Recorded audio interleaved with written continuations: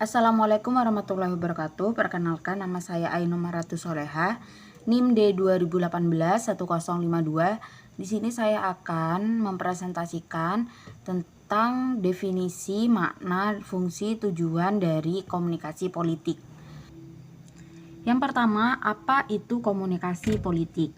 Jadi komunikasi politik adalah komunikasi yang melibatkan pesan-pesan politik dan aktor-aktor politik atau berkaitan dengan kekuasaan, pemerintahan, dan kebijakan pemerintah. Dengan pengertian ini sebagai sebuah ilmu terapan komunikasi politik bukanlah hal yang baru. Adapun definisi komunikasi politik menurut para ahli nih. Salah satunya itu komunikasi politik menurut MC Nair yang dikutip oleh Hafid Cangara Murni. Beliau membicarakan tentang alokasi sumber daya publik yang memiliki nilai. Apakah itu nilai kekuasaan atau nilai ekonomi?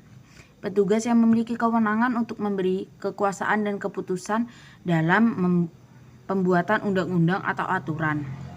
Apakah itu legislatif atau eksekutif? Serta sanksi-sanksi apakah itu dalam bentuk hadiah atau denda. Selanjutnya adalah bentuk-bentuk dari komunikasi politik sendiri. Bentuk-bentuk dari komunikasi politik itu sebenarnya ada beberapa macam. Salah satunya itu diantaranya adalah yang pertama retorika, kedua itu agitasi politik, ketiga itu propaganda, keempat itu public relation politik (PR), yang kelima kampanye politik, yang keenam lobby politik, yang ketujuh lewat media massa. Nah, aku jelasin dikit-dikit aja ya. Jadi retorika itu seni berbicara. Asalnya itu digunakan dalam perdebatan di ruang sidang pengadilan untuk saling mempengaruhi sehingga bersifat kegiatan antar personal. Terus kalau agitasi politik itu bergerak atau menggerakkan. Dalam bahasa Inggrisnya itu agitation. Jadi itu beroperasi untuk membangkitkan rakyat kepada suatu gerakan politik, baik lisan maupun tulisan, dengan merangsang dan membagikan emosi halayak. Kalau propaganda itu menumbuhkan keimanan Kristiani di antara bangsa-bangsa. Jadi propaganda itu orang yang melakukan propaganda mampu menjangkau halayak kolektif lebih besar. Sudah itu public relation politik. Nah, ini tuh jujur dan terbuka dalam melakukan hubungan dengan masyarakat dan menjalin hubungan timbal balik secara rasional.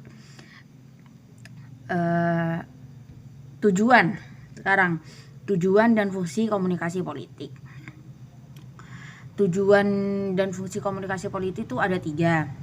Sebenarnya ini tujuan komunikasi politik ada 3. Yang pertama tuh membangun citra politik, yang kedua membentuk dan membina pendapatan umum. Yang ketiga adalah mendorong partisipasi politik, membangun citra politik. Salah satu tujuan komunikasi politik adalah membangun citra politik yang baik bagi halayak masyarakat. Jadi citra politik itu terbangun atau terbentuk berdasarkan informasi yang kita terima, baik langsung maupun melalui media politik. Media politik itu semisal kayak berita-berita gitu. Yang selanjutnya itu membentuk dan membina pendapatan umum. Setiap sistem politik mengembangkan jaringan komunikasi politik sendiri dan mengakui pentingnya sumber-sumber khusus. Sedang saluran-saluran dan para pedagang akan berbeda menurut jenis media yang digunakan. Yang ketiga itu mendorong partisipasi politik. Jadi ini tujuannya komunikasi politik dimasukkan agar individu-individu itu berperan serta dalam kegiatan politik. Partisipasi masyarakat kepada politik itu semakin membuat besar lah gitu. Tuh untuk mendorong. Jadi emang tujuannya kayak gitu. Nah, fungsinya di sini tuh ada 5 fungsi. Yang pertama tuh fungsi artikulasi kepentingan, yang kedua fungsi agregasi kepentingan, yang ketiga fungsi pembuatan kebijakan, yang keempat fungsi penerapan kebijakan, dan yang terakhir adalah fungsi penghakiman kebijakan. Dan beberapa fungsi itu kita kenapa sih kok harus penting politik tuh, kenapa komunikasi politik itu penting? Jadi komunikasi politik itu sangat penting dan menentukan dalam demokratisasi. Dengan adanya persaingan kepentingan komutator politik untuk memengaruhi, memperoleh, mempertahankan, dan memperluas kekuasaannya di politik. Pendekatan komunikasi politik itu ada dua. Yang pertama itu pendekatan proses, dan yang kedua pendekatan agenda setting. Ragam saluran komunikasi politik. Itu menurut Almond dan Powell, saluran komunikasi politik tersebut di antara lain itu ada 5. Yang pertama struktur wawancara tatap muka informal. Yang kedua struktur sosial tradisional. Yang ketiga struktur masukan input politik. Dan yang keempat itu struktur keluar output politik. Dan yang kelima adalah media massa. Adapun ciri-ciri dari komunikator politik. Jadi komunikator politik itu yang pertama, pihak yang pertama-tama mempunyai inisiatif. Pihak yang mempunyai ide atau gagasan yang akan disebarluaskan.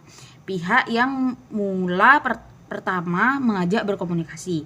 Yang keempat, pihak yang bermaksud mempengaruhi, mengubah, membentuk sikap, pendapat, dan tingkah laku orang lebih baik secara perorangan maupun kelompok. Baik, jadi kesimpulannya komunikasi politik yang lancar dapat mendukung proses politik yang lebih baik. Selain itu, komunikasi politik yang terbuka juga mendorong adanya aspirasi-aspirasi dari masyarakat.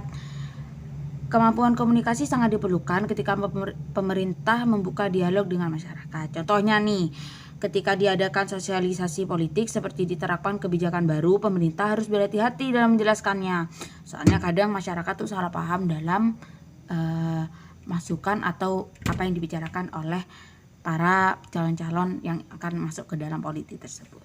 Sekian presentasi dari saya, kurang lebihnya mohon maaf. Wassalamualaikum warahmatullahi wabarakatuh.